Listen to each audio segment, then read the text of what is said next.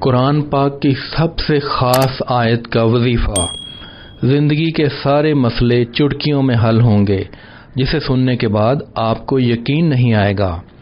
رسول پاک صلی اللہ علیہ وآلہ وسلم کا ارشاد ہے، دروازہ بند کرتے ہوئے بسم اللہ پڑھو، برتن ڈھانپتے ہوئے بسم اللہ پڑھو، اور مشق کا منہ بند کرتے ہوئے بسم اللہ پڑھو۔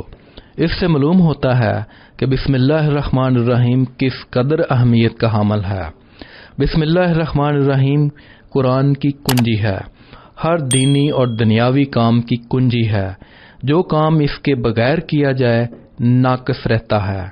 بسم اللہ الرحمن الرحیم کے 19 حروف ہیں اور دوزخ میں عذاب کے فرشتے بھی 19 ہیں، لہذا امید ہے کہ اس کے ایک ایک حرف کی برکت سے فرشتے کا عذاب دور ہو جائے۔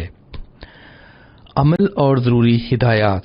یہ وظیفہ آپ نے نماز فجر کے بعد روزے کی حالت میں کرنا ہے اور بسم اللہ الرحمن الرحیم کو 200 مرتبہ پڑھنا ہے، 3 مرتبہ درود پاک پڑھنا ہے، آخر میں اللہ پاک سے دعا مانگنی ہے۔